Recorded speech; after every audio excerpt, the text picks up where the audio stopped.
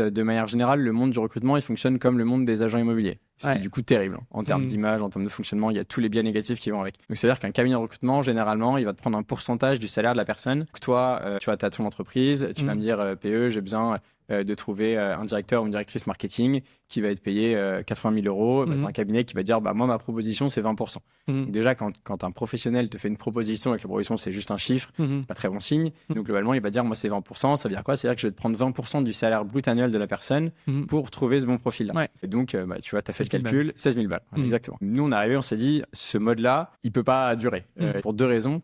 La première, c'est que je veux pas avoir des intérêts qui sont inverses à celui de mon client. Au sens où moi, si je te présente quelqu'un qui va être excellent pour ce profil en direction marketing, comme par hasard, c'est quelqu'un qui va te demander 85, 87, 88. Parce qu'en fait, j'augmente ma commission en te proposant un profil. Alors que c'est toi mon client. En fait, je te fais perdre de l'argent. Donc, tu vois, déjà, dans le rapport, il y a quelque chose qui va pas.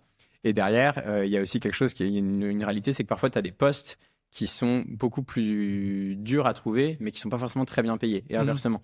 Tu vois, un poste aujourd'hui, par exemple, si demain, je dis n'importe quoi, le PSG te dit on cherche quelqu'un pour gérer toute notre équipe marketing, activation, partenariat, un poste qui est canon, sur lequel tu vas avoir énormément de demandes, plein de profils super qualifiés, français, internationaux, tu vois, des trucs passionnants, il y a probablement un très beau package derrière le poste. Donc, c'est pas si dur que ça, en fait, de trouver la bonne personne. C'est quelqu'un qui sera excellent, qui sera un ou une très bonne experte, mais c'est pas si dur. Et donc, prendre 20%, 25%, 30% parfois d'un package, tu vois, au-delà de ces chiffres, en fait, la prestation intellectuelle ne se justifie pas. Et à l'inverse, tu me dis, demain, il me faut un community manager qui parle tchèque, qui est basé à Rennes, qui connaît le hockey sur glace, qui va faire des astreintes, qui va se déplacer partout, etc. Et je vais le payer 24K. Mais là, si on trouve la personne, c'est un miracle. Si je prends 20% de 24K, du coup, ma valeur, elle n'est pas du tout rétribuée à sa juste valeur. Et donc, en fait, nous, on voulait vraiment juste apporter un peu de bon sens dans tout ça et se dire qu'on va être payé en fonction de la difficulté qu'on va avoir à trouver la personne. Donc aujourd'hui, on fonctionne avec un forfait fixe qui va être dans une range de forfait entre 12 et 20 000 euros à peu près. Donc si on te fait une proposition à 12 000, ça veut dire qu'on estime que le profil n'est pas si dur que ça à trouver. Et si on a 20 000, ça veut dire que le profil est plutôt dur. Et du coup, la moyenne se situe souvent entre les deux.